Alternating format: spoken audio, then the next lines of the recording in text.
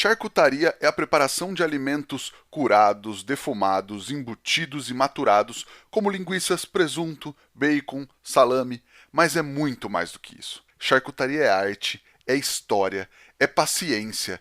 É um dos métodos mais antigos de produção e preservação de alimentos da história, com relatos de pelo menos 2.000 anos atrás, e que permitiu que povos sobrevivessem por grandes períodos de escassez e possibilitou longas viagens migratórias. Hoje a coisa mudou muito, mas a charcutaria segue sendo estudada e seus discípulos seguem produzindo alimentos fantásticos que nós temos o privilégio de poder provar por aí. Então vamos lá. Boa noite para quem é de boa noite, bom dia para quem é de bom dia. Vamos tacar fogo nessa parada que tá no ar. Mais um É Fogo. Este episódio do É Fogo Podcast é um oferecimento da Kings Barbecue e do Carvão IP. Prestigie os nossos apoiadores. Somos apaixonados pelo fogo, apaixonados pelo desafio de domar o fogo e usá-lo como aliado. Eu sou o Rodrigo Peters e é essa paixão e respeito que trazemos para o É Fogo, um podcast de entrevistas onde o churrasco é tratado como hobby, mercado e paixão. Ele é químico de formação e se transformou em um dos principais nomes da charcutaria do Brasil. Ele que é o Dexter da charcutaria nacional, Peterson Rebeck. Seja muito bem-vindo ao É Fogo, Peterson. Obrigado, Rodrigo. Gostei do Dexter. Esse aí você me pegou de surpresa, hein? Muito mas, bom. Mas é o Dexter do laboratório, não é o Dexter do assassino lá, né?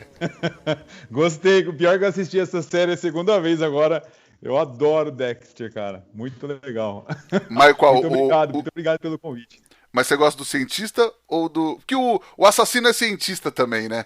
Não, eu gosto sempre do cientista, igual o Breaking Bad, né? A galera fala, aí Breaking Bad, você faz droga aí? Eu falo, não, eu gosto da mente do cara, de estudar, tentar chegar mais perto da razão, mas só no lado bom dos dois.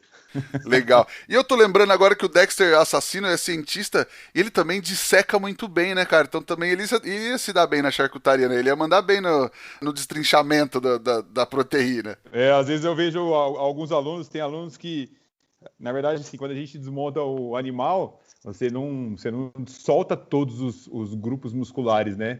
Tipo, o pernil tem vários, mas normalmente a gente separa só o pernil. E tem aluno que se empolga e eu falo pros caras, isso aí é coisa do Dexter, não é charcutaria. Que o cara desmonta o animal, tipo, todos os feixes musculares do animal, sabe?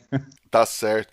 Lembrar a galera aqui que a gente não é parente, né? O meu Peters não tem nada a ver com o seu Peterson, né? O seu nome próprio, inclusive, né? O meu primeiro nome, Peterson Rebeck.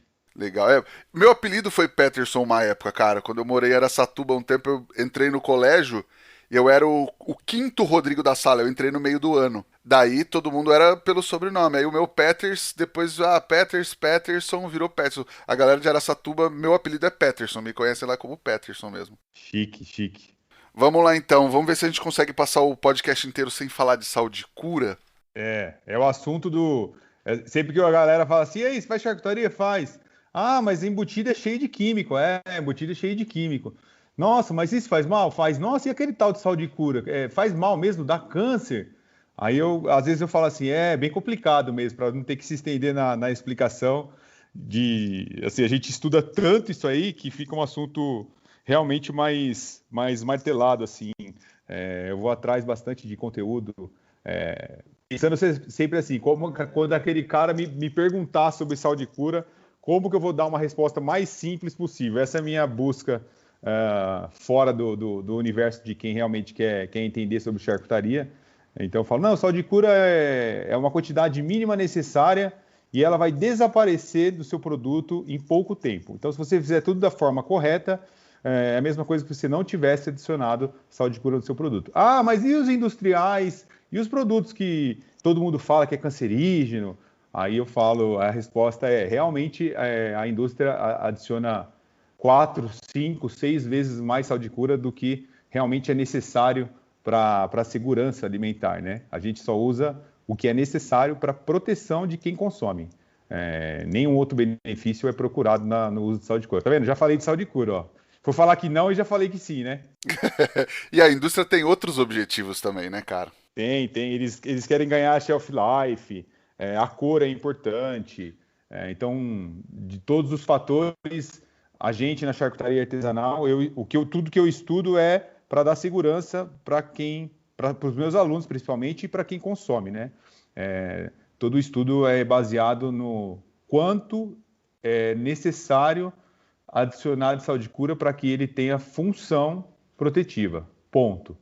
Mas ele não gera tanta cor, mas o shelf life não é esticado. Aí outros problemas que eu sempre falo para a galera que o legal da charcutaria artesanal é a validade curta dos produtos, é o seu produto com sabor mais simples, ele realmente estraga mais rápido, porque a gente não está em busca de um produto que dura bastante. Eu sempre falo assim para os alunos, se você está procurando produto que tem muita vida de prateleira, o final do seu estudo vai ser numa receita muito próxima do que a indústria já faz, porque o que a indústria pesquisa, o que a indústria investe é em realmente você prolongar a vida útil, ter sabores mais caricatos, vamos dizer assim.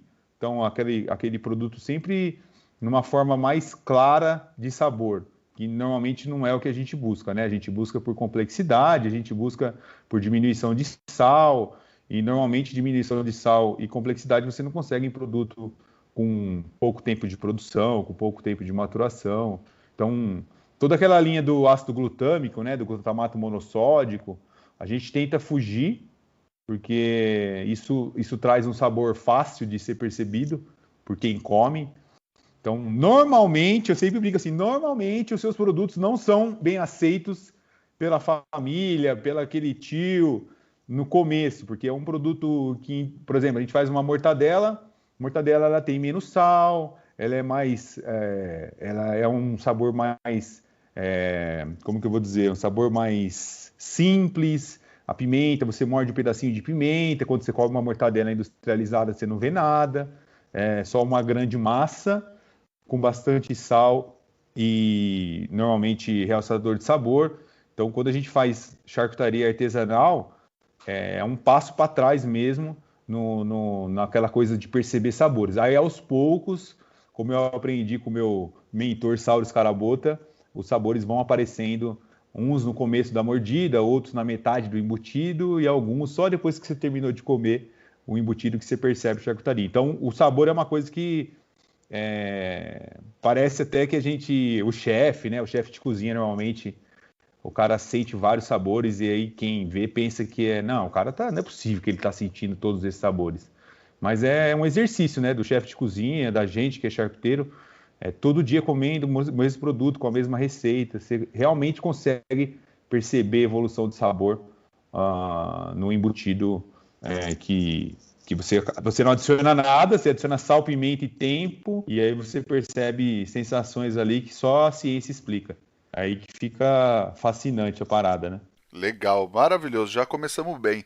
Ô Peterson, para quem ouviu uma introdução, já ouviu o começo desse nosso papo e não te conhece, como você se apresenta, cara? Cara, eu sou um químico, meu nome é Peterson Rebeck, eu sou um químico que, assim, na minha formação, no segundo ano da faculdade, eu fiz Química Industrial, no segundo ano da faculdade eu fui trabalhar numa indústria de tintas e vernizes. E o mindset, né, que é a palavra do momento, é aquela assim, a gente usa numa fórmula, que não é receita, é a mesma coisa, só que em tinta você usa a palavra fórmula, lá vão vários produtos. E aí você tem que identificar. Então, o seu cliente pede uma tinta vermelha que dê adesão no metal XPTO, no alumínio. Então, você tem que desenvolver uma forma que você vai aplicar sobre o alumínio, ela vai secar, vai dar adesão no alumínio e vai funcionar. Então, desde essa época, dos meus 16 anos, eu tenho essa coisa de pesquisar, de eliminar ingredientes, né, de eliminar produtos da fórmula, trazendo para a charcutaria, eliminar ingredientes para você entender realmente o que cada produto,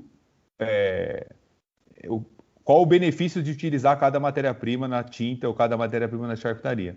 Então, minha formação vem desde lá de trás, dessa coisa de tintas e vernizes. Depois eu fui para um mercado petroquímico, assim, gestão comercial, até que um dia, 2016, essa é a história, 2015, eu nesse emprego meu da indústria química, eu fui convidado para trabalhar na Itália.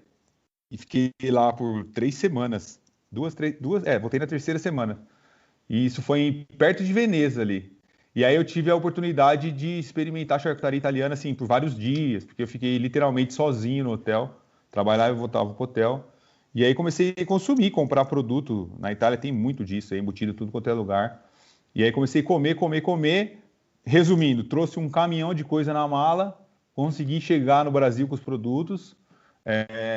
E aí acabaram aqueles produtos e eu falei, meu, agora eu preciso produzir, né? Não tem mais Itália. E aí comecei a procurar literatura sobre charcutaria, salumeria, né? Que na Itália a gente chamaria de salumeria. E aí, de fato, não encontrei praticamente nada.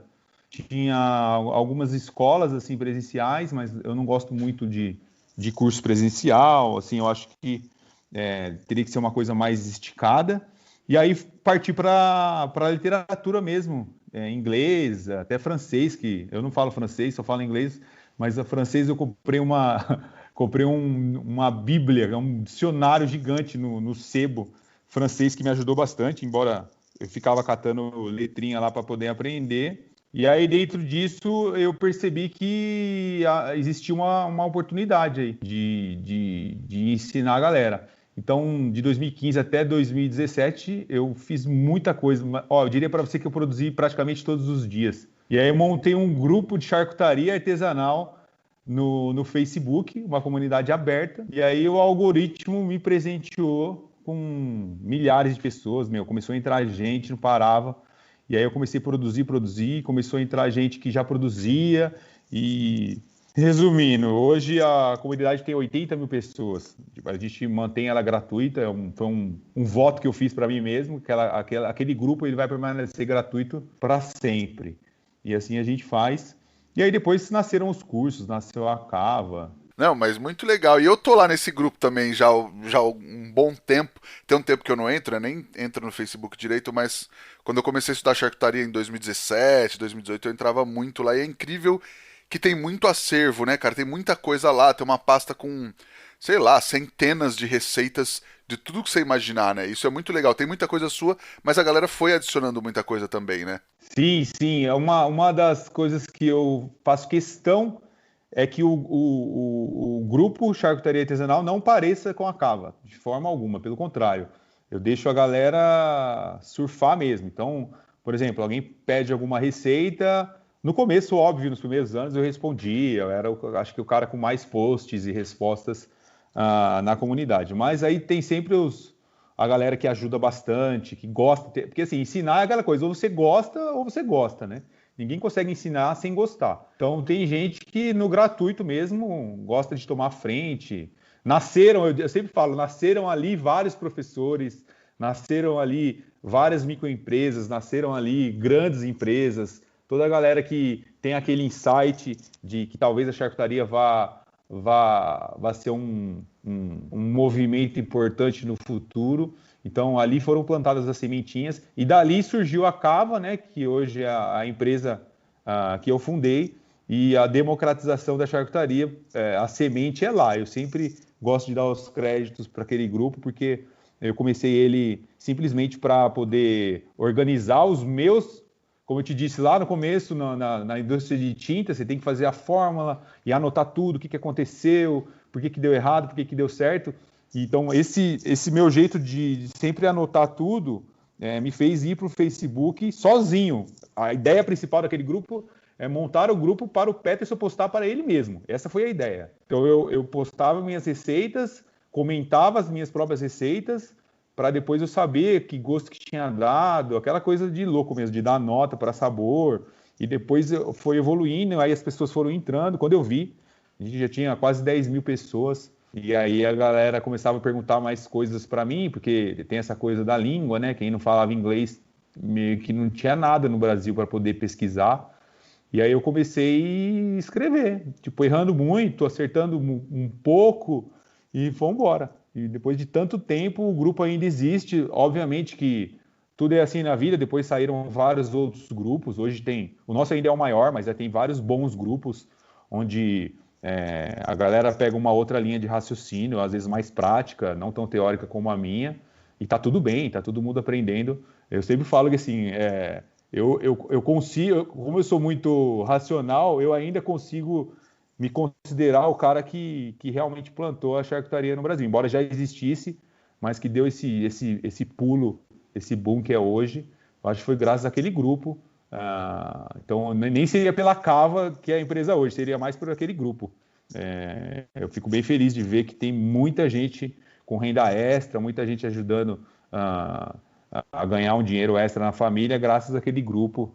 E, obviamente, depois alguns vieram com a gente na Cava e outros ainda continuam nadando sozinho e tá tudo certo. Legal, o grupo catalisou muita coisa, né? Era legal ver, tinha discussões muito legais. Tinha muita gente falando besteira também, tirando sarro. Era só falar, eu falei que não ia falar de sal de cura, mas se colocasse sal de cura lá, na verdade era pólvora, né? Porque escrevia sal de cura, o negócio pegava fogo. Eu brinco que a palavra cura, né, se você olhar algoritmicamente falando, não sei nem se existe essa palavra, o algoritmo não gosta dessa palavra cura porque ela remete cura de médico, de religião. Então, quando você usa a palavra cura no algoritmo, você tem um ban, você já toma um ban de cara ali. Então, por exemplo, se eu vou jogar um vídeo no YouTube hoje, se eu escrever assim, como usar sal de cura, o sal de cura, a palavra cura já quebra o meu algoritmo. Então, se eu tivesse, sei lá, 10 mil views em uma semana, eu vou ter 3, porque a palavra cura corta. E eu sempre brinco que naquele grupo lá, o Mark Zuckerberg do Facebook teve que colocar uma exceção, porque quando colocava a palavra cura, aí que bombava os posts mesmo. Tipo, ele é o contrário do algoritmo. Mas eu sempre brinco que hoje eu entendo. Antes talvez eu entrasse nessa discussão. Hoje, imagina você 5, 6, 7 anos recebendo milhares de mensagens todos os dias nos inboxes da vida. A gente recebe muita mensagem. Então eu entendo que, por exemplo, quando eu nasci já tinha gente fazendo linguiça seca, salame, muito bem. Então, os preconceitos, no bom sentido da palavra, eles devem ser considerados. Então, tem gente que produz sem sal de cura e acha que está tudo bem, e realmente acredita que está tudo bem. Então, a minha função é fazer a galera entender que existe um estudo por trás daquilo e aquilo ali vai ser benéfico à saúde de quem consome. Mas não tem como bater de frente, sabe? O grupo lá, até hoje ele é assim. Então, semana passada postaram lá que procuraram como produzir salame de frango. Então, como produzir salame de frango? Alguém sabe produzir salame de frango? Meu, vieram assim 50 respostas. Pelo amor de Deus, você não vai usar frango, nunca vi isso. Faz 5 mil anos que existe charcutaria e você tá querendo fazer salame, não existe salame de frango. E aí, tipo, vem uma galera, como não? Eu sou o criacionista, eu vou inventar, então, se não existe, eu vou inventar. Aí vem o outro cara, não, mas aí tem a salmonela, que é perigosíssimo. Então, assim, tem sempre a galerinha que é mais racional e tenta controlar, porque assim, imagina o Peterson, nossa audiência não é a maior do mundo, mas ela é grande. Imagina o Peterson falar assim, galera, pode fazer salame, pode fazer músculo curado sem sal de cura que dá certo. A má interpretação é comum, é sua, é minha, todo mundo. Nem sempre você lendo algo você consegue entender realmente o que o autor quis dizer. Então, por exemplo, você vai escrever um post, hoje a gente mede cada palavra, tudo certinho, mas a galera do grupo não, o cara escreve lá do jeito que ele acha que está certo. Então, se você não for claro falando de comida, de segurança alimentar, pode ser um problema. Não de matar gente, mas, tipo, começa em belas diarreias e vômitos até chegar em, possivelmente, problemas mais sérios. Então, eu tento escapar um pouco. A galera até fala, o Peterson não é polêmico, ele sempre foge das polêmicas. Eu sempre fujo, porque todo mundo tem sempre dois lados da moeda. O cara escreveu aquilo porque na cabeça dele está passando algo que ele acha que é certo. Então, bater de frente às vezes não é o caminho. Então, a gente vai aprendendo a moderar mesmo no sentido da palavra o grupo, né? Legal. E aí você falou que foi nesse momento que você viu o grupo crescendo que você imaginou, você vislumbrou a hora de montar a cava. Era esse intuito de levar o conhecimento para as pessoas e até de mais qualidade, mais formatado? Isso, é exatamente. Na verdade, assim, eu sempre tive essa inquietude do empreendedor, né? Tentando fazer de tudo. Assim, sempre fui CLT com uma boa profissão, um bom emprego, um bom salário, mas eu sempre quis fazer aquela coisa, puta, eu preciso fazer alguma coisa a mais. Chegar em casa às 5 horas da tarde, ainda tem até meia-noite para dormir, o que eu vou fazer nesse tempo? E ficava procurando coisa para fazer. Essa coisa da charcutaria no começo foi... Minha esposa, ela é médica, então ela dava muito plantão no começo, logo que a gente casou, para pagar a conta, né? Então ela dava muito plantão, assim, de final de semana, e eu ficava muito sozinho em casa, com a minha filha, depois quando nasceu. Então eu lembro que eu colocava minha filha para dormir, recém-nascida, ficava do lado dela com o computador editando vídeo para colocar no YouTube. O nosso canal do YouTube começou bem lá atrás também. Se você pegar, tem vídeo do YouTube lá de 2016. Então, tudo começou bem lá atrás. E aí, respondendo a sua pergunta, o grupo, como eu te disse, ele é bagunçado pelo formato dele. E esse é o valor do produto, do grupo. Então, um cara posta, como é que faz Copa? Aí 50 responde. Daqui 3 dias, o cara que entra no grupo, ele não vai procurar lá na lupinha como faz Copa, ele vai postar, galera, como que faz Copa? Então, tipo, fica meio recorrente, aquele assunto, as discussões recorrentes. Às vezes vai para um caminho diferente, mas a grande maioria, a dinâmica é a mesma. Entre os caras polêmicos, aí, entre os caras que vão apaziguar. E a galera não... Muita gente, eu diria que mais da metade, não curte muito essa vibe do grupo. Porque você tem que entrar lá, ler 10 comentários, excluir mentalmente 7. Dos 3 que sobram, você tem que pegar o que você curtiu, e aí você responde em cima daquele comentário, e vem mais os caras polêmicos. Então, assim... O grupo é aquela coisa para você se divertir ali, aprender, mas tem que ter muita paciência para você estar em qualquer comunidade. Até grupo do WhatsApp da família tem que ter paciência para estar, porque tem dia que você não está na mesma vibe de todo mundo, e é assim que funciona. A gente tem 20 e poucos grupos de alunos hoje, todo dia sai pau nos grupos, você tem que moderar. Então, assim, por isso que eu falo para você, essa coisa de moderar para a gente já é muito comum. Mas para quem é pro lead ali, né, pro cara que está buscando conhecimento, ele se sente incomodado. E aí começou a aparecer a demanda. Porra, Pet, você podia fazer um curso para a gente comprar, para não precisar ficar aqui, tipo, ter que ler tudo isso aqui, formata os vídeos, tal. E aí eu comecei a pensar e lançamos o curso de linguiças frescas, isso em 2016, final de 2016. Cara, aí lançamos o curso, formatamos ele, até mandar um abraço pro Celso, ele vai ouvir isso aqui. Foi o cara que me ajudou com isso, foi no comecinho dessa coisa do marketing digital. Era o Paulo Vieira, lembra do Paulo Vieira, escritor? Que quando ele bombou nos livros, ele ainda estava no marketing digital, hoje muito menos. E ele, não, o Paulo Vieira faz isso, o Paulo Vieira faz aquilo, meu cara grava uns vídeos. E aí eu me interessei, e aí lançamos o curso de linguiças defumadas. Eu lembro que a gente vendeu por R$ 79 lá atrás. Hoje ele custa 197, mas ele custava R$ 79. E aí a gente lançou, e vendeu, assim, bastante era tipo 30. E eu sozinho, editando vídeo e tal, fazia tudo sozinho, Cara, eu não gosto de usar a palavra tosco, mas era tosco. Sabe aquele vídeo escuro, sem áudio, sem nada? Eu tinha uma câmerazinha de mão, assim, mas o conteúdo era bom. E aí a galera, porra, que legal, é isso, faz um dia pra gente fazer bacons defumados. Aí em 2017 a gente lançou o de bacons defumados. E aí começou essa coisa de lançar, eu comecei a estudar mais o marketing digital. Aí entrou o Ícaro, que é o meu sócio hoje, né? Ele era meu melhor amigo, virou meu sócio, e ele estava desempregado. Eu falei, faz o seguinte, ele é fotógrafo e estava desempregado. Eu falei, faz o seguinte, você entra com áudio e vídeo, tira foto, edita, faz tudo. Eu vou produzir, deixa a parte burocrática comigo, eu coloco o curso, respondo e-mail. Cara, fazia tudo. Mandava e-mail, respondia e-mail, comprava, fazia tudo, lançava uma lojinha depois.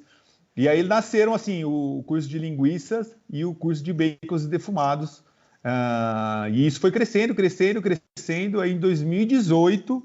a gente lançou, final de 2017, no começo de 2018, a gente lançou o curso completo, que era o curso que é o método que eu desenvolvo até hoje, a gente melhora ele até hoje, que é assim, a gente deixa a galera apta a entender todas as técnicas da charcutaria. Ele não é tão aquele curso de receita, assim, a gente tenta sempre fugir disso. Então é um curso que ensina técnicas que você vai poder produzir o embutido que sua avó fazia, o embutido que você viajou em lua de mel e comeu, o embutido que você foi viajar a trabalho e comeu uma vez e nunca mais viu. Então, a gente ensina técnicas para que você use sua receita, os seus temperos, as suas memórias e transforme aquilo em produto. Então, assim, nasceram a Cava, os três produtos principais nossos, né, que são os cursos, e depois a loja online nasceu meio junto com o curso completo aí, porque a galera começou a pedir, Peterson, você fala de saúde de cura, você fala que não pode isso, você fala que tem que tomar cuidado com aquilo, mas onde que eu compro isso? Faz pra gente, já que você é químico e tal. Aí eu desenvolvi com um terceiro, né, um parceiro nosso, e aí a gente tem a linha de aditivos também, que é toda, assim, o apelo de toda a nossa linha é aquela minimamente necessário para a segurança alimentar, ponto. Ah, mas seu antioxidante oxida um pouco ainda. Eu falo, ele realmente oxida um pouco, porque meu antioxidante ele é só para dar uma segurada na oxidação, ele não é uma bomba ácida lá que você consegue deixar o produto aberto em cima da pia por 3 dias e você volta lá, a sua mortadela está vermelhinha ainda. Não. Nossa mortadela, se você abrir ela, comer, deixar ali, em algumas horas vai escurecer mesmo. E assim nasceu a Cava. Hoje estamos aí batendo quase 10 mil alunos, já com uma equipe grande de funcionários, e aí começam a aparecer outros problemas, né? De crescimento, e vamos embora, desafio dado. Tá certo. Não pode parar de pedalar se não cai, né, cara? Total, cara. Nossa, se eu soubesse que assim, é exatamente o que eu queria, né? Ter uma empresa sustentável, que pudesse empregar pessoas, e essas pessoas com família, toda aquela história que a gente, como empreendedor, passa na cabeça da gente. E hoje, graças a Deus, assim, a gente tem 7 pessoas lá na Cava. A galera fala, mas 7 só para cuidar de aluno de curso? 7. É muita coisa, é muita demanda. A gente tem um pilar assim que é não parar de produzir jamais. Então, quando eu terminei de gravar o curso completo, a gente voltou lá no primeiro módulo e a gente começou a regravar, porque a gente tinha investido em câmeras melhores, áudio, luz.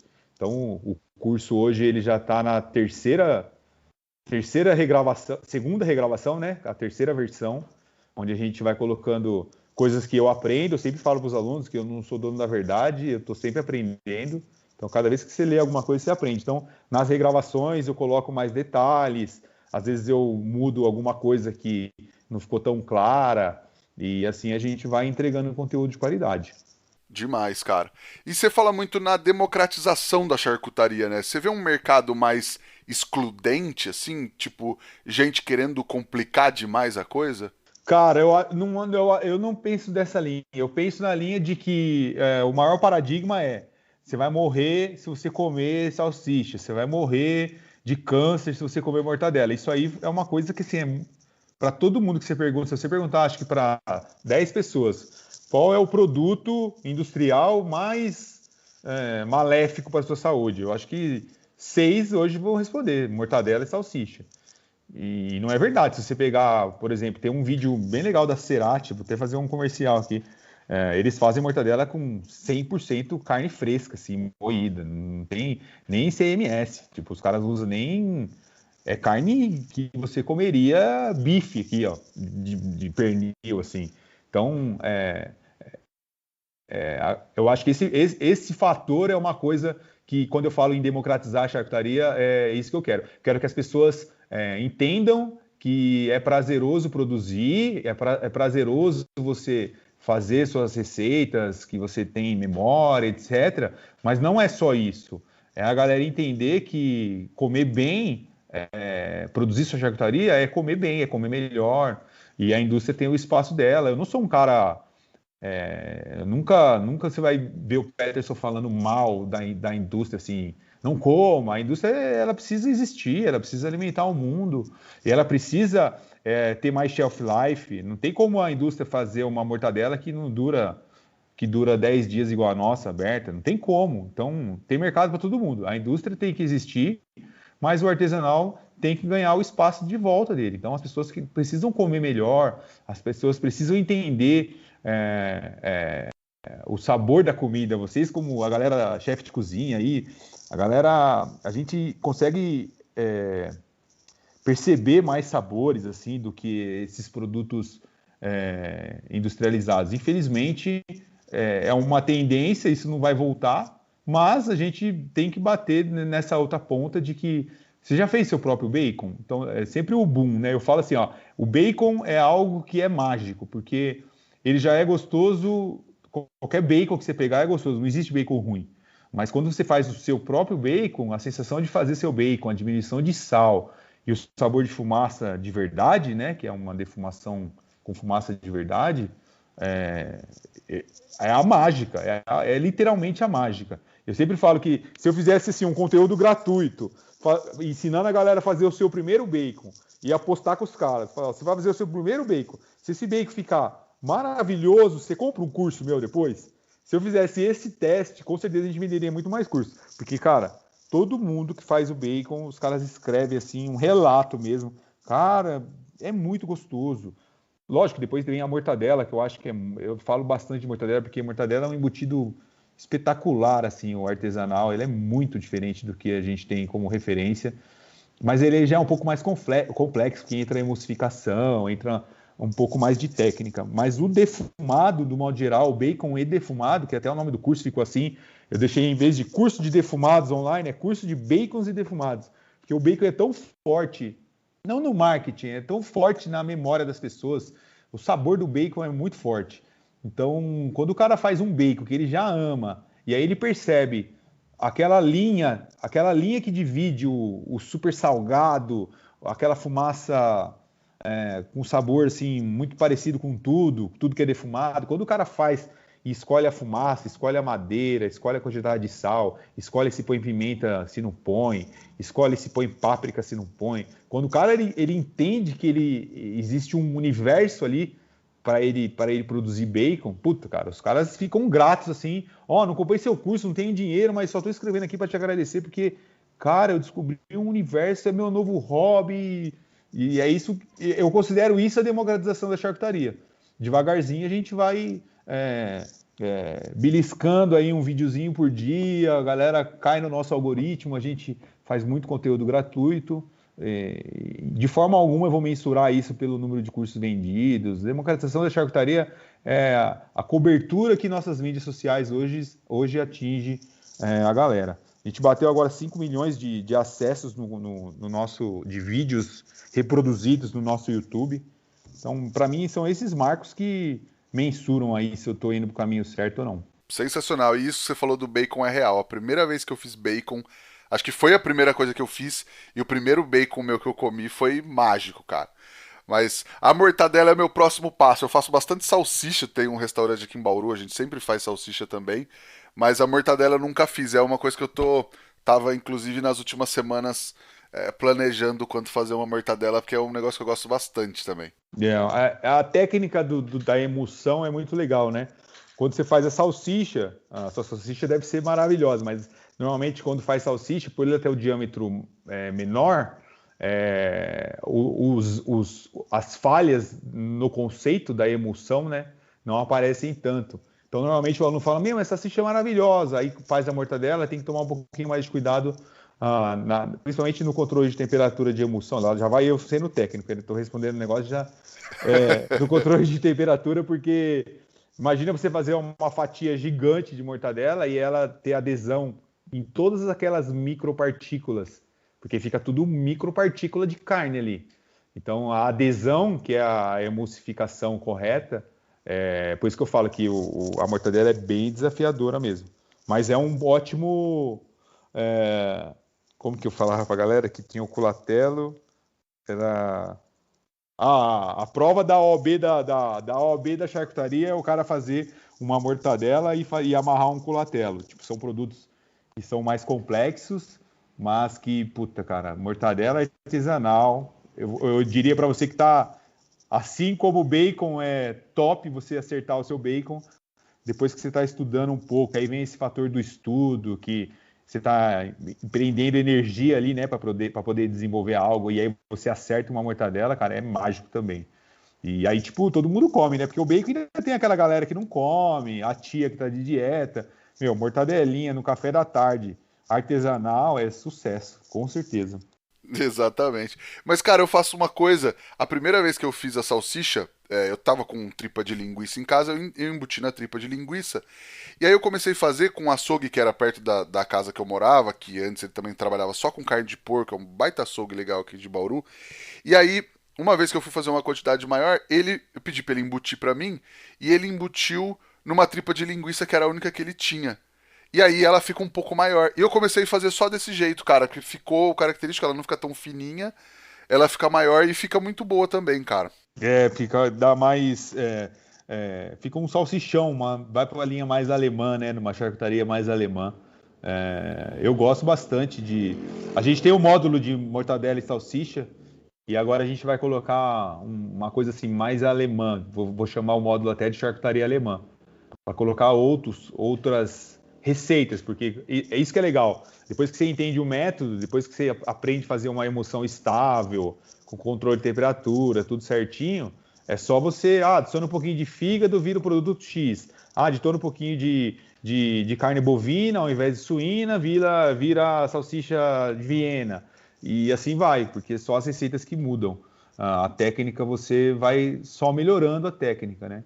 Sim, legal, cara. E você vê o mercado da charcutaria nesse momento num boom, numa crescente ou num pico? Vejo, cara. É uma coisa assim que é, a- talvez até antes da pandemia, eu não queria nem relacionar muito com a pandemia. A pandemia, obviamente, que quem trabalha, quem tem emprego, em tese tem mais tempo hoje, porque a galera não visita cliente, tem a galera que não pode trabalhar, as grandes empresas ainda não, a galera não pode trabalhar, tem que trabalhar em casa. Então tem muita gente pesquisando, tem muita gente procurando uma renda extra, e infelizmente tem a galera que perdeu o emprego, que está desempregada. Então, assim, a pandemia catalisou, a palavra que você usou, eu também gosto bastante, catalisou essa coisa. Então, tem muita gente, por exemplo, a gente está na 14ª turma hoje do curso completo. A gente normalmente fecha as inscrições, aceita a galera, recebe todo mundo, a gente faz lives de boas-vindas, lives de acompanhamento, e depois a gente abre outras turmas, e assim a gente vai fazendo, tá na 14ª. Se você pegar, por exemplo, até a nona, 10ª turma, que foi antes da pandemia, era uma galera assim, eu diria que 70% que queria hobby mesmo, que queria fazer, que queria aprender, que queria simular a receita XYZ, que foi viajar. Tem muita gente, aquela galera que viajou bastante, assim, e aí vem cheio de referências e me ajuda muito a criar os produtos. Mas se você pegar agora, por exemplo, 12ª, 14ª turma, é uma galera meio focada em querer produzir para vender. E eu dou um choque de realidade assim bem forte na galera, no sentido de, galera, vamos devagar, vocês têm que produzir. Existem vários obstáculos aí para você vender um produto hoje no Brasil. Não estou falando que ninguém tem que sonhar, todo mundo tem que sonhar, tem que fazer, tem que vender para o vizinho, tem que fazer isso mesmo. Mas legalmente existem várias barreiras ainda de legislação, mas o perfil da turma é muito diferente. Por exemplo, essa turma agora, 14ª, galera, eu diria que inverteu, 30%, 40% é robista e metade da galera tá tipo produzindo um pouco para segundo lote já ver se sobe um pouquinho para vender. A tia já quer comprar 1 quilo de linguiça fresca. Então, assim, a nossa forma de ensinar vai mudando também. As lives, toda terça-feira a gente faz live com aluno, né? Só com aluno. E depois das 20 horas a gente faz aberta.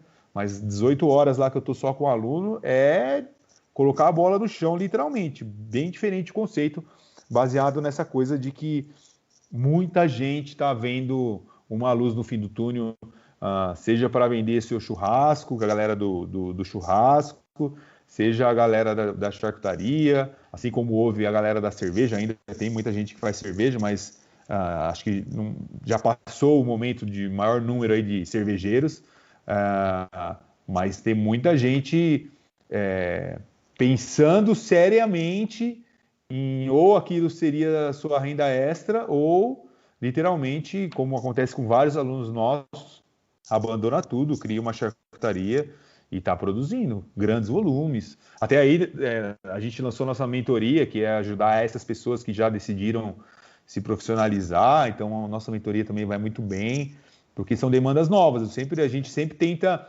ficar de olho e tentar acompanhar o máximo possível esses movimentos, né? Então, a charcutaria lá na minha primeira turma era aqueles caras que queriam aprender e não tinham onde. Beleza.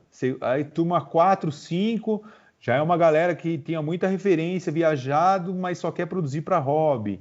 Aí hoje, se você pegar a 12ª, 14ª turma, é um outro perfil. Então, a galera mais ansiosa, a galera, assim, reclama mais de preço, sabe assim? Aquela galera que pagou com mais suor, não é uma coisa da paixão.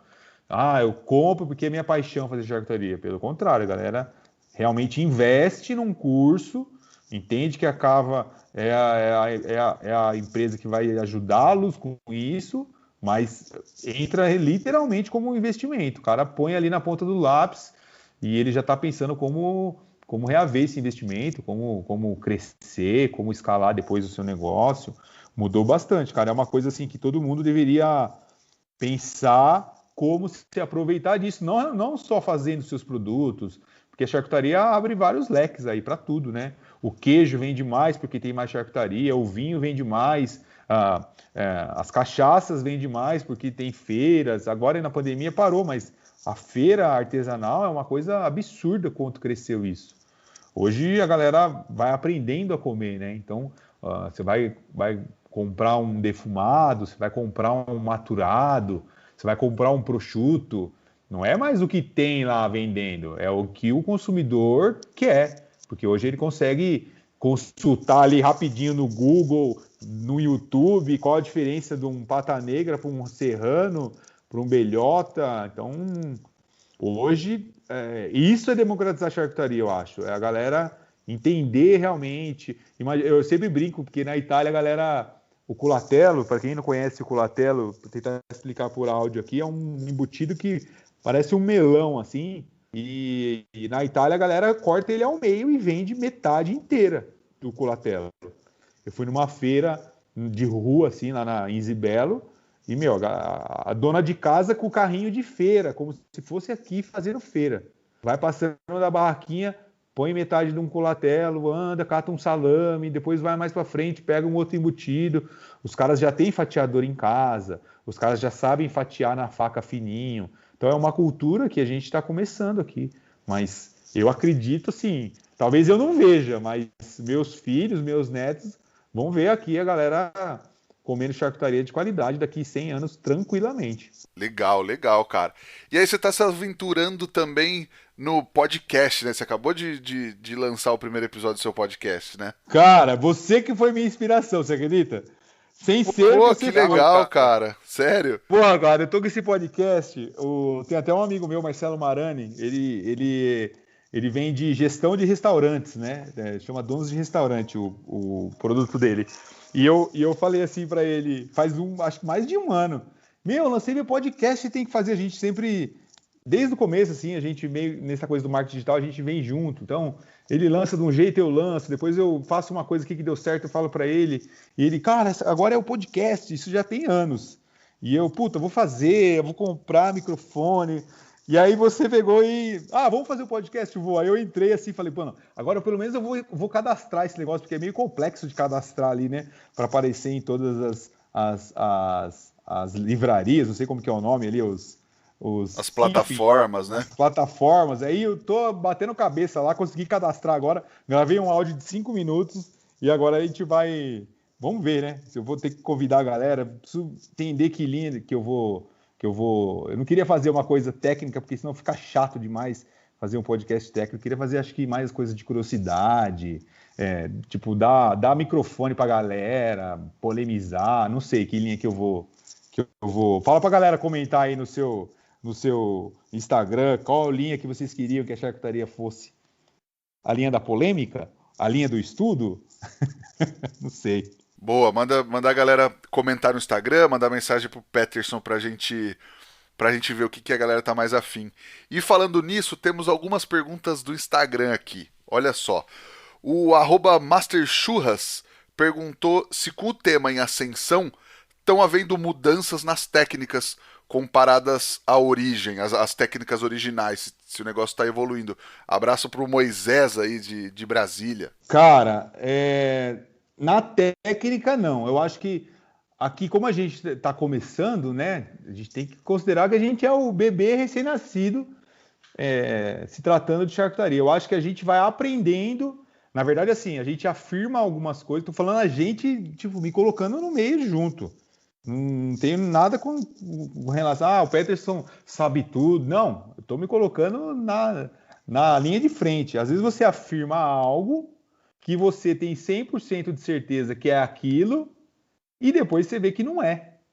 Então, eu não diria que muda a técnica. A gente aprende o que realmente é. Essa coisa da discussão. Por que não existe no mundo inteiro amplamente divulgado o salame de frango? Porque é complexo. Você não tem tanta proteína como tem a carne, a actinimiosina, né, que você tem nas carnes mais vermelhas. Você não tem mioglobina, que não vai desenvolver cor. Você tem esse problema da salmonela. Então, assim, não é porque o brasileiro agora descobriu que dá para fazer salame de frango. Não, ele não existe porque alguma coisa que a gente ainda não sabe o porquê está por trás disso. Então, para todos, por que nasceu o culatelo de Zibello? Uma coisa que eu sempre falo nas minhas lives.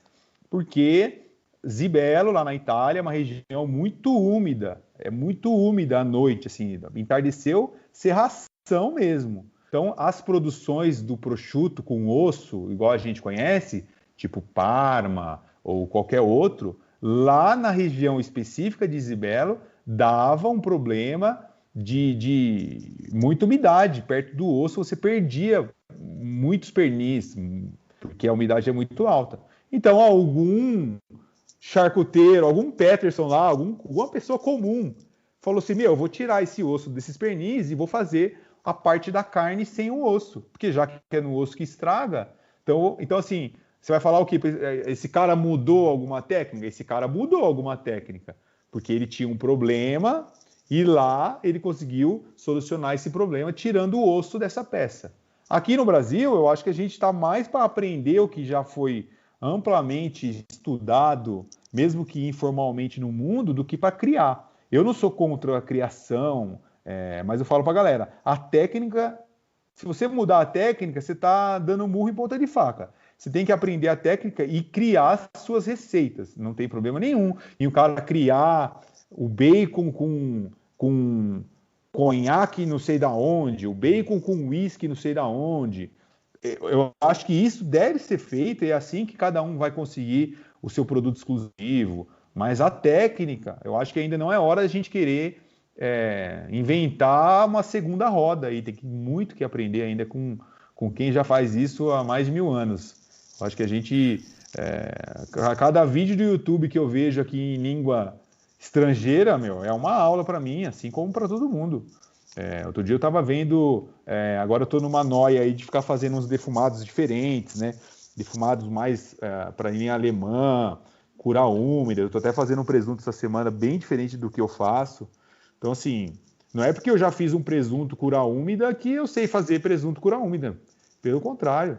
Você vê um vídeo lá de um alemãozinho, senhorzinho, que gravou, sem pretensão nenhuma, o cara tem uma técnica de desossa que você aprende. Então, respondendo, eu falo pra caramba, né? Respondendo o Master Churras aí, não é que a gente muda a técnica, a gente aprende coisas que não sabia. E aí, para quem não conhecia essa técnica, pode parecer que a gente está inventando moda, mas eu acho que é só uma curva de aprendizado aí. Legal. E tem uma coisa legal também que você falou um pouco da temperatura na Itália, da umidade. Se aqui a gente usa as câmaras de maturação, normalmente uma geladeira, onde você controla temperatura, umidade e ventilação, isso lá na Itália eram, sei lá, os porões das pessoas, o clima já era aquilo, é uma emulação daquilo, não é isso? Exatamente.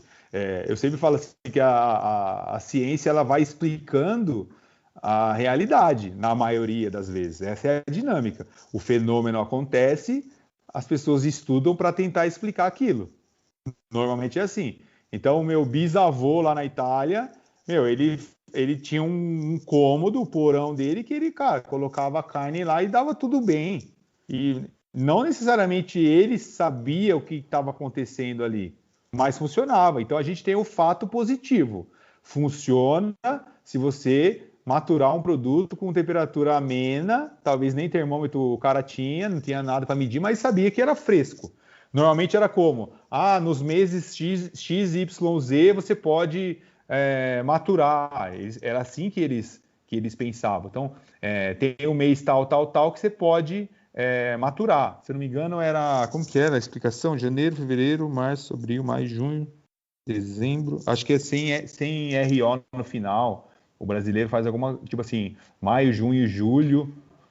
Ah, não lembro direito como que eles faziam. Tipo, essa coisa bem mandinga mesmo. Ah, esse mês tal, tal, tal, você pode fazer. Então o cara não sabia que eram os meses mais frios do ano. Ele tinha uma noção que ele não poderia abater um animal gigante em pleno calor. Então os abates lá eram feitos no frio, no inverno. Então, aqui no Brasil, por exemplo, você pega grandes indústrias, até mesmo na Itália hoje, as grandes indústrias são negócios mesmo. Você pega prosciutto de Parma lá em Langhirano, na Itália, os caras produzem 5 mil pernis por dia. Não tem essa de clima mais. São câmeras gigantescas que controlam umidade e temperatura e bola para frente. Acabou o discurso, entendeu? Ali virou uma indústria. Então, no Brasil, a gente tem um clima desfavorável para charcutaria, porque é muito mais seco na maioria dos estados, ou extremamente úmido, e temperatura alta. Então, a gente tem que controlar. E aí vem as discussões dos grupos, os alunos eles já entram mais assim, eu acredito no Peterson, tipo, eu vou fazer o curso da Cava, o que ele falar eu faço. A galera entra mais assim. Mas os lobos solitários aí, que é legal pra caramba, tipo aqueles caras que fazem sozinho. Ah, meu avô fazia assim, e lá na Itália, e minha avó trouxe, e eu faço assim também. Cara, mas não tem nada a ver uma coisa com a outra. A gente tem que entender por quê, e isso se torna até perigoso. Então, é a minha teoria de que a ciência tem que andar junto.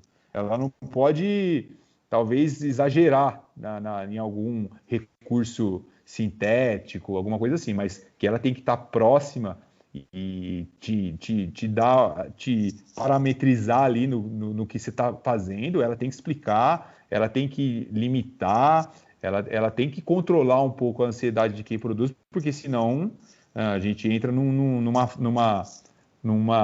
range aí perigoso, né, para a saúde. Legal. O André, que é o @bbq em casa, perguntou como o mercado de lançamentos mudou a sua vida. O André veio aqui em casa, eu falei com ele bastante lá no começo também. Ele é um cara que foi por uma outra linha mais empreendedora, assim, mais gestão. Acho bem legal o trabalho que ele vem fazendo. Cara, assim, o lançamento eu sempre falo que assim, quando o produto é sólido, é bom, você consegue lançar e relançar por 14 vezes, como é o nosso caso. Tem que tomar cuidado, porque assim, eu sou totalmente a favor dessa coisa da digitalização, né, da internet como recurso de estudo, recurso de criação de conteúdo, mas tem que ter conteúdo. Tem vários natimortos aí, que são cursos que nascem e não saem do chão. Vários, se você pesquisar, são vários. Porque tem que ter estrutura, tem que ter suporte ao aluno. Assim, você gera uma expectativa grande. E normalmente, quando a gente lança, entram muitos alunos por turma. Então, imagina você abrir, você vai fazer o seu churrasco, você abre a sua lojinha, entram 200 pessoas pedindo o seu churrasco. É difícil você atender essas pessoas de uma vez. E quando a gente faz turma é assim. Então, é um mercado que é uma realidade hoje? Obviamente que quem vende marketing digital, os caras vendem uma coisa um pouco mais fácil do que realmente é. Hoje, o nosso custo fixo é uma empresa, então tem folha, tem tudo para pagar. E pesado. Então, eu vendendo curso ou não, eu tenho lá meus 9 mil e poucos alunos que compraram algo da Cava e querem suporte. Toda live, eu fiz a última live, estava numa gripe danada, até achando que estava com Covid, graças a Deus não estava. Uma gripe que eu não conseguia nem falar. mas, meu, tive que entrar, os caras pagaram por isso. Então, entrei na aula, fiquei falando lá, os caras, Pedro, você pode ir embora, cara, você não tá aguentando.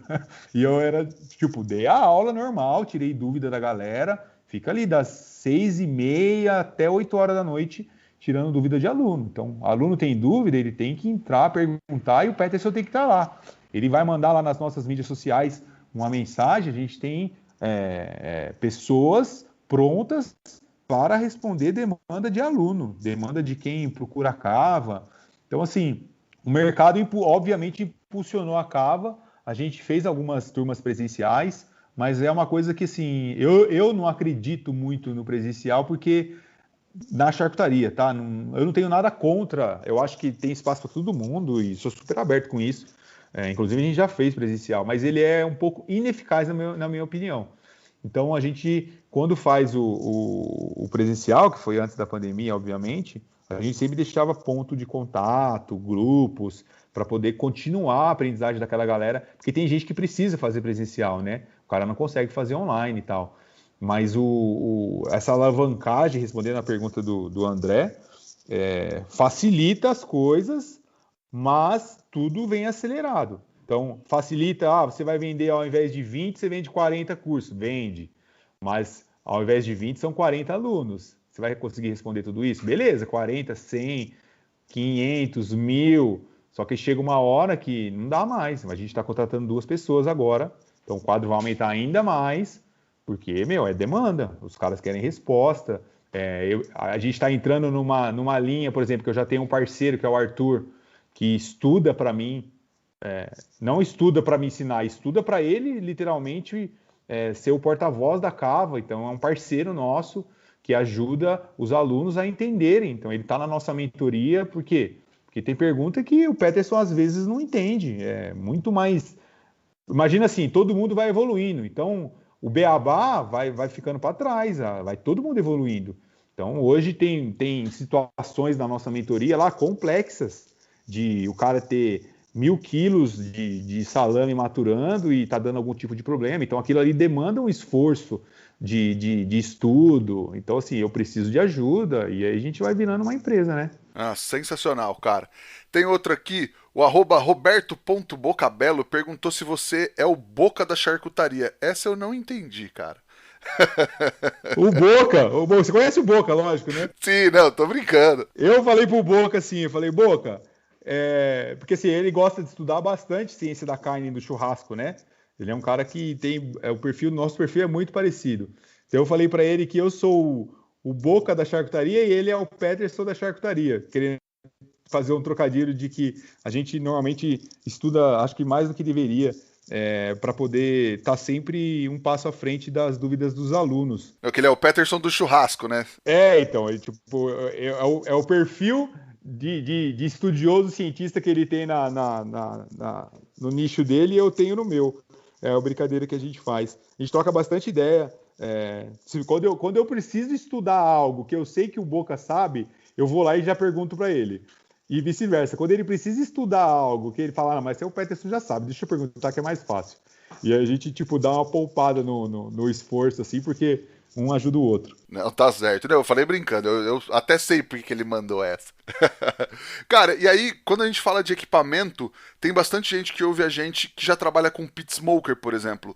Dá pra defumar charcutaria no pit? Dá pra unir charcutaria com BBQ? Dá.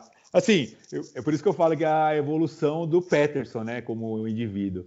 Talvez eu seria muito mais xiita lá atrás. Não dá, charcutaria, charcutaria. Mas dá, cara. Dá porque você tem que pensar nas variáveis. Você tem que controlar a temperatura e você tem que controlar o fluxo de fumaça. E quem melhor do que o charcuteiro sabe fazer isso é a galera do BBQ, que faz os pit masters da vida, né? Então, talvez o fluxo de fumaça seja um pouco aumentado, principalmente com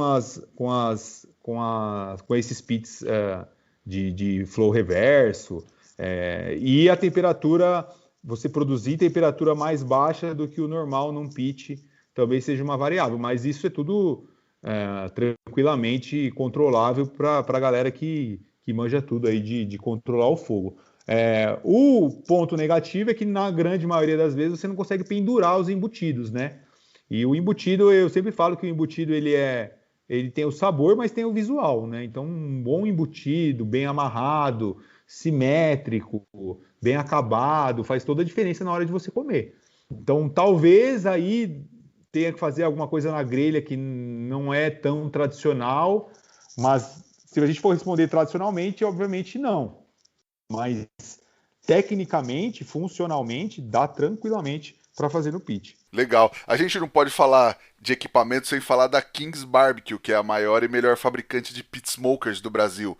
Então a gente sabe que a Kings é comprometida com qualidade e eficiência, e se você estiver procurando um smoker versátil, que dá inclusive para fazer bastante coisa de charcutaria, uma boa ideia é o smoker vertical da Kings. Dá para pendurar as peças lá e dá para defumar com muita qualidade. E pra galera do hambúrguer também fica a dica que ele também defuma, que é uma beleza hambúrguer. Chama a Kings lá e fecha com o certo. Ô Peterson, e qual que é aquela dica, cara, que você gostaria de ter recebido lá atrás quando você começou, que teria feito toda a diferença pra você, cara? Puta, cara, vai parecer que a gente combinou, né? Mas é fazer o simples, cara. Assim, ó, eu não gosto de falar que é um erro quando o aluno vem com 200% de ansiedade. Eu entendo o aluno, eu entendo quando vem um cara lá no nosso gratuito, na nossa live de terça-feira. A gente tem uma live que chama Terça da Charcutaria. Há 92 terças-feiras que a gente faz uma live toda terça-feira às 20 horas para literalmente ensinar gratuito. Seja lá quem está lá, aluno pago, é aberto, é uma live aberta, você vai entrar no YouTube e vai aparecer lá toda terça às 20 horas. Aí a galera quer produzir o produto, sai produzindo, e é assim, o cara vai fazer, por exemplo, uma copa defumada. Aí ele coloca sal, aí entende lá que ele vai pôr sal de cura, beleza. Aí ele coloca pimenta do reino, pimenta caiena, pimenta calabresa em flocos, alecrim, tomilho, alho, zimbro, tudo. Tipo, o cara coloca tudo ali. E aí o resultado daquilo fica confuso. Assim, confuso para quem come sempre. Imagina para o cara que está começando e fez aquele produto. Então, assim, só que também eu tenho um cuidado para não frustrar o cara e falar assim, meu, faz só sal e pimenta que vai dar bom. Eu sei que na cabeça do cara parece pouco, sabe assim? Então, é uma coisa que eu fico sempre com muito cuidado para não deixar o cara frustrado e talvez perder a energia do início, que é a coisa mais gostosa que tem. Outra coisa, por exemplo, eu falo pro cara, compra o meu curso, não vai lá no salame, cara, no produto mais difícil para fazer e saia produzindo. Não compra bastante carne, porque se der errado, é um baque, cara. Você vai comprar um curso, você vai comprar um monte de coisa, é sal, é um investimento assim importante que você vai fazer. Aí o cara vai lá e compra 30 quilos de carne e faz um monte de salame, e coloca tudo aquilo de uma vez, e aí dá um monte de problema, ele não consegue controlar, porque ele ainda não tem experiência com isso.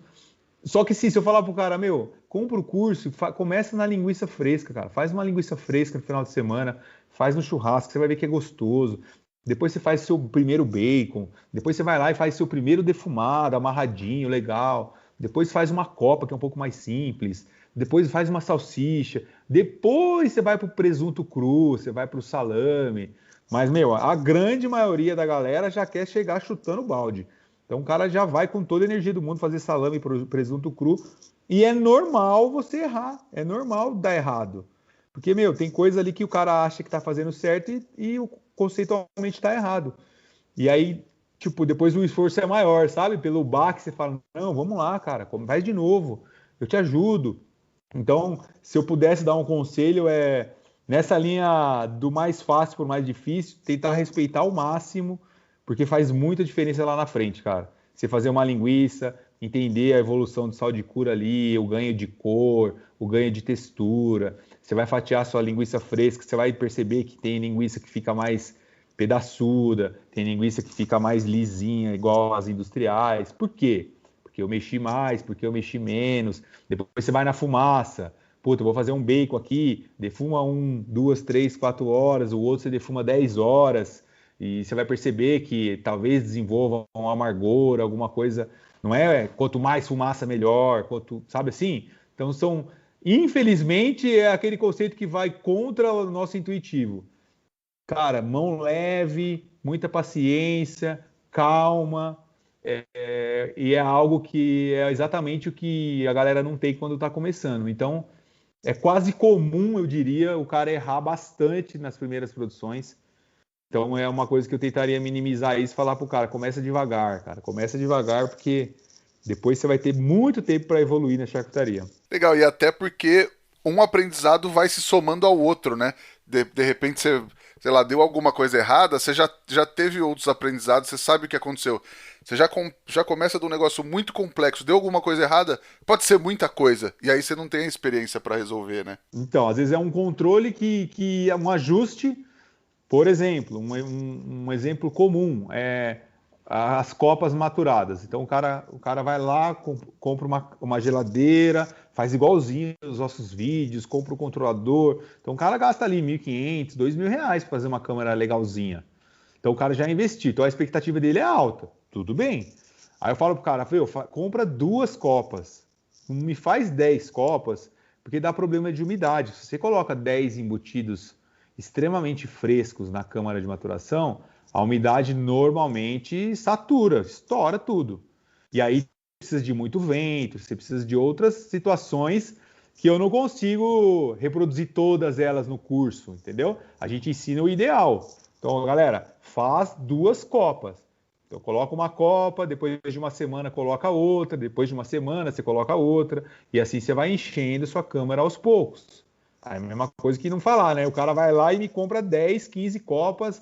Não, uma eu pus pimenta, a outra eu pus páprica, a outra eu pus isso, a outra eu pus aquilo. Enche a câmera e normalmente dá problema de umidade. E aí é difícil controlar essa umidade, é difícil tirar a umidade da câmara. Normalmente, aqui no Brasil, é mais fácil você injetar, por isso que a gente usa umidificador, tudo.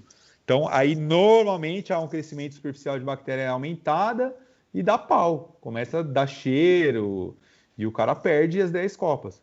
E aí, tipo aquela coisa de mãe, né? Eu falei pra você, meu filho, não faça 10 copas, faça 2. Então é bem complicado, cara, essa coisa de controlar a ansiedade do cara que tá começando, sabe? Tá certo. Peterson, vamos pro Lenha na Fogueira. Vamos ver, antes de falar de polêmica, vamos ver se você vai fugir da polêmica. Ixi! Linguiça sem ser de carne é linguiça? Ó, eu postei. Eu, eu postei, eu comprei uma linguiça. Assim, eu sou um cara que eu fiquei pensando muito sobre esse assunto, como que a Cava vai se posicionar, né? Assim, eu já venho pensando sobre isso, porque é uma expectativa de todo mundo.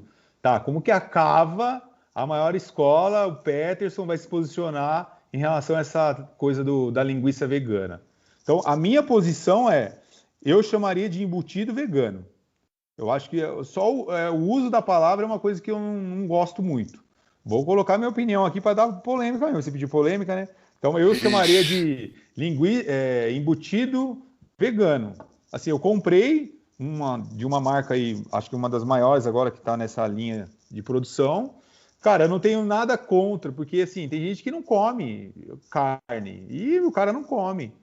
Agora, quando o cara associa a linguiça, parece que ele está querendo usar a fatia marqueteira da força da palavra para fazer o dele. Assim, existe até acho que entraram com uma solicitação aí no mapa para poder usar as palavras, né? Carne de planta, se eu não me engano, linguiça e outras palavras, hambúrguer. Sim, eu não sou contra o desenvolvimento do produto. Eu acho que isso é necessário para quem é vegano de fato. Ah, existe a modinha aí? Não sei. Não sou eu que estou aqui para julgar. Mas, por exemplo, eu conheço pessoas que falam que veganos falam, cara, às vezes para a gente para eu poder me ir num churrasco com um amigo, meu, coloca lá uma linguiça, um embutido de planta, né? Que eles gostam de usar essa palavra. Mas associar, querer assim, parecer com, eu acho que faz pouco sentido. Sabe, eu quero fazer algo que não é de carne, mas eu quero que pareça visualmente carne, o nome. Então, eu acho que é uma coisa que fica um pouco incoerente. Mas, assim, inclusive eu preciso estudar sobre isso. Estou estudando até sobre botulismo, algumas coisas assim que podem acontecer em ambos embutidos, porque a minha demanda de alunos pede por isso. Talvez a gente faça até um módulo explicando um pouco. Assim, eu já tenho fornecedor lá batendo na porta da nossa loja, querendo mandar para a gente matéria-prima, tem a galera que quer mandar tripa, tem umas tripas feitas com alga, que não é animal. Então, sim, o mercado já está desenvolvendo, é uma realidade, não tem como parar. O comportamento que eu não gosto é essa coisa polêmica, que a galera fala, polemiza, mas assim, vai acontecer, vai aumentar. Sim, as empresas estão bem estruturadas que estão desenvolvendo isso. Então, assim, não é uma coisa que vai amanhã sumir, não. É uma realidade. Eu estou me preparando. Eu vou estudar, eu vou me preparar. É uma coisa que eu gosto? É uma coisa que eu vou levar a bandeira disso? Não. Eu gosto de carne, eu gosto de embutido de carne, mas se aparecer uma demanda de pessoas que querem aprender algo que eu estudei, eu vou fazer e vou vender um curso disso, não tem problema nenhum. Não está nos meus planos, tá? Mas é desafiador, eu me sinto desafiado em entender esse universo, assim como eu fui lá atrás com carne. Sim, sim. E eu lembro quando rolava esse tipo de pergunta no grupo no Facebook, e aí sempre vinha uma galera, você quer linguiça vegana? Então come sei lá, uma abobrinha, cenoura, já tá pronto, não sei o quê. E aí sempre vinha alguém que falava assim, cara, aqui no meu negócio, 25% do meu faturamento é com esse produto. Então, assim, tipo, tem mercado. Já é uma realidade, né? Eu tenho o meu cunhado é vegano mesmo, assim, antes de tudo isso ele já era. E eu falei pra ele, cara, mas e aí? Ele falou, não, cara, eu comi um hambúrguer, não sei do quem lá, é gostoso o hambúrguer do cara. Aí essa linguiça que a gente comprou aí, pra mim é horrível. Não era ruim, era horrível. Mas assim, por querer ter uns sabores ali que não precisava, é isso que eu tô falando. Não precisa querer ter sabores que não tem nada a ver com vegetal, Faça, essa é a minha opinião, entendeu? Não precisa ter uma conotação comparativa. Porque quem não come carne não está esperando isso, na minha opinião. Porque se você quer fazer algo que tenha um gosto parecido, é isso que eu não vejo sentido. Mas também entendo que vai mudar isso. Daqui a pouco os caras entendem qual é o caminho que tem que percorrer também. É que tem vários perfis também, né? Tem gente que para de comer carne não porque não gosta, mas, enfim, eticamente é uma outra discussão. Mas, teoricamente, a pessoa gosta de carne, e só que ela prefere não comer por outros motivos. Então, de repente, se é uma coisa que lembra, pelo menos mata um pouco dessa saudade aí, né? Mas eu também, enfim, no restaurante, tudo que a gente faz sempre tem a versão vegetariana, vegana. A gente tem, quando faz cachorro-quente, tem a salsicha, quando faz choripã, tem a linguiça. Faz parte, né, cara? Eu acho que tem que incluir todo mundo. Cara, assim, eu respondendo como Cava, é uma escola que precisa entender essa parada. Então, de novo, eu nunca produzi uma linguiça vegana, eu chamaria de embutido vegano, mas assim, tem muita gente interessada nesse mercado, não só de aluno, mas de grandes empresas. Então, aviso a galera polêmica aí que fecha o olho. Tem muita empresa gigante, fornecedora de insumos, que estão trabalhando forte nisso. E sem falar as grandes produtoras aí de linguiça. Pode ter certeza que tem 2 cientistazinhos contratados lá no laboratório de P&D dos caras só pensando isso. E ninguém sabe o que vai acontecer daqui 20 anos. Então, tem o frango que não é frango. Isso tudo eu lembro que a galera viu isso em feiras lá na China há 3, 4 anos atrás. Já está sendo comercializado aqui. O frango que não é frango. Peito de frango que não é frango. Eu não comi, mas é uma realidade. Então, estar preparado é o que a gente tem que fazer agora. Não tem por onde correr, minha opinião. Tá certo. Cara, nossa pergunta de R$ 1 milhão. O que o fogo significa pra você, Peterson? Cara, eu adoro o fogo, embora a gente não tenha ele na charcutaria. Eu vou responder baseado na charcutaria. Ele não é presente em forma, na maioria das vezes, aqui agora, com as opções que a gente não trabalha com fogo, aquele fogo que eu olhando o seu logo aqui agora, você imagina, mas eu acho que a transformação, pensando em carne que ele traz para as proteínas, é mágico, né? Eu preciso até associar mais com o próprio churrasco. A gente falou do Boca, Cara, a habilidade que vocês, a galera do churrasco, tem de dominar o fogo, eu sou um mero recém-nascido no churrasco, só sei fazer o básico do básico no churrasco. Tento aprender bastante, mas eu fico realmente encantado com o poder de controle do fogo. A galera faz animais inteiros, enfim, várias técnicas que eu vejo a galera fazendo, eu fico encantado. Pra gente, a gente transforma isso mais na temperatura medida mesmo. A charcutaria ela trabalha mais com a temperatura medida. Se você fizer o fogo, normalmente a temperatura ali gerada já vai ser maior do que a gente precisa. Então, ou se você faz o fogo, transforma em brasa mesmo, para você poder defumar um produto com 90 graus de temperatura. Então, sem desmerecer o fogo na charcutaria, mas para a gente é mais temperatura. Mas como eu disse, ele é encantador, como sempre, né? Basta a fogueirinha agora do mês de julho pra você ficar olhando pro fogo por horas ali. Olha, saudade de festa junina, hein, cara? Ô, Peterson, e tem uma receita, um truque, uma dica pra passar pra galera? Cara, eu faria o primeiro bacon. Eu acho que no forno de casa. Pode falar assim já, receitona? Opa, manda bala. Então vamos lá, vocês vão fazer um bacon no forno de casa. Uma coisa que a gente ensinou no último evento nosso aí, foi muito sucesso. Você vai comprar uma barriga suína no seu açougue do seu amigo aí, com pele mesmo, não tem problema nenhum, sem a costela, só a barriguinha mesmo. E você vai colocar, se você conseguir pesar, você vai pesar 20 gramas de sal fino, sal comum da sua casa, para cada quilo de barriga.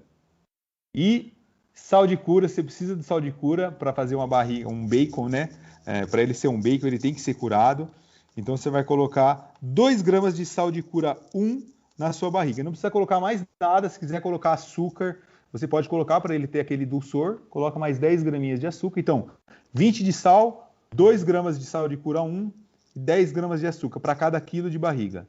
Vai colocar esses temperos num saco plástico bem fechadinho, deixar na sua geladeira normal por 10 dias. Então, essa barriga com o sal, açúcar e sal de cura, num saco fechado, na sua geladeira por 10 dias. Depois você tira isso aí depois de 10 dias, lava essa barriga em torneira normal, coloca no seu forno. Aí, ó, a manha do forno. Coloca o forno no mínimo, que deve normalmente 120, 140 graus. Deixa a tampa aberta, coloca uma colher de pau na tampa, sabe assim? Para ela não fechar. Sim, já fiz muito. E aí você deixa o seu bacon lá por 3 horas nesse forno. Não precisa fazer fumaça. Estamos falando do seu primeiro embutido. E aí deixa esfriar isso bonitinho. Você vai ter um bacon melhor do que muitos que vocês já comeram na vida. Aí depois você vai querer começar a brincar com fumaça, cores e aromas distintos de cada fumaça. Talvez brincar com um pouco de pimenta, mas não foge muito dessa receita inicial, não, para você fazer o seu primeiro bacon. Opa, esse eu quero ver a galera fazendo e postando lá e marcando a gente para depois ver como ficou. É isso aí, tem que postar, ó. Não sei qual que é a sua hashtag, a nossa é hashtag Eu Sou Cava.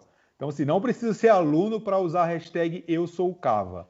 É só você, é uma forma de gratidão falar, meu, eu vi alguma coisa desse louco do Peterson, fiz e tô postando aqui. Então, às vezes aparece, entra lá na hashtag, meu, aparece uns caras que produziram, você vê que o cara produziu algo assim, inspirado mesmo na gente e foi lá e marcou. É uma coisa que a gente fica bem contente quando vê. Legal, pode marcar o nosso arroba lá que a gente vê também. E depois a gente vai colocar no feed do Instagram a receitinha com os detalhes lá. Ô Peterson, e tem alguma coisa para indicar pra galera assistir, ler ou visitar? Cara, assim, o nosso canal do YouTube, assim, ele é gigante, tem bons canais de YouTube, o nosso é bem grande, assim, principalmente com essa coisa das aulas, mas eu não vou indicar o meu, não. Eu gostaria de indicar um livro que, para mim, na verdade, é uma trilogia dos irmãos Mariansky. Não sei como que a galera vai falando aqui, é Mariansky mesmo. Maria Nski. Mariansky. Ele tem 3 livros, um verde, um amarelo e um marrom. O verde chama, infelizmente é em inglês, galera, mas dá para fazer, não precisa nem falar inglês. Dá para você entender, é super simples. Ele chama Home Production of Quality Meat. Então, produção caseira, né, de carnes de qualidade. Esse é o verde. O amarelinho chama Fermented Sausages. que são os salames, né? Tem um livro dedicado aos salames. E assim, ele é um livro que... Depois eu falo do nosso livro, que a gente está em vias de, estamos escrevendo. É um livro, assim, que é para o cara ler o livro e entendendo a evolução. Parece que os irmãos Mariansky, que foram os caras que escreveram, eles escreveram algo que passou na vida deles. Eu tentei ler a biografia, mas não falaram muito. Mas você vê que não é um livro que o cara fica ali vomitando teorias e coisas mirabolantes, sabe? É uma coisa que ele começa junto, ele usa palavras mais simples. Pena que está em inglês, não tem uma tradução, mas, como eu disse, é bem simples de entender. E o último, o marronzinho, chama Meat Smoking, que é um pouquinho mais focado, ou 100% focado em defumação. Então eu indicaria esses 3 livros, o verde, amarelo e o marrom dos Marianskis. Legal, a gente coloca depois no feed do Instagram também, pra galera ver o nome certinho lá. E lembrando que no link da nossa bio, tem um link lá, o primeiro, você pode encontrar muitos dos livros que já foram indicados aqui no podcast, em todos os episódios. Compra direto por lá e ainda dá uma força no nosso trabalho. Ô Peterson, quem quiser te encontrar a Cava, canal do YouTube, enfim, tudo na internet, por onde procura vocês? Eu diria que eu acho que o Instagram é o mais fácil, né? Eu acho que hoje é o mais acessado. @acava, ACAVA, underline charcutaria. @acava, underline charcutaria. A gente tem o nosso canal do YouTube, também, que é Acava Charcutaria Escola. Tem o grupo, aquele grupo que qualquer um pode entrar amanhã, Charcutaria Artesanal no Brasil, no Facebook. Ele é moderado, então você envia sua solicitação lá e a gente aprova, só para ver se não tem spams ou empresas, para não ficar anunciando lá dentro. Se for pessoa física normal assim, responde o questionarinho e a gente aceita com o maior prazer. Acho que é isso. Facebook, estamos em todos os lugares. Agora vai ter o podcast, se Deus quiser. E é isso aí. E o podcast Acava, se procurar, já acha no Spotify? Não, vai chamar... Eu não quero nem colocar o nome Acava, porque deixar... entregando novamente, como a gente começou lá atrás com charcutaria artesanal, vai chamar Charcutaria Descomplicada. É o nome do podcast. Podem assinar aí, galera. Tem um áudio de 5 minutos lá que eu testei, mas vou deixar ele lá como lembrança. Charcutaria Descomplicada. Tá certo. Nós também estamos no Instagram, no @efogopod, e o meu é o @rodrigopeters_. Dá aquela força, pega o link do episódio, manda pros amigos, assina lá no Spotify, assina na Apple Podcast, dá 5 estrelas, mesmo que você não ouça nesses lugares, dá uma baita força no nosso trabalho. Ô Peterson, cara, brigadão pelo papo, foi um prazer falar contigo. Charcutaria é um negócio que eu gosto bastante, sempre gosto de falar.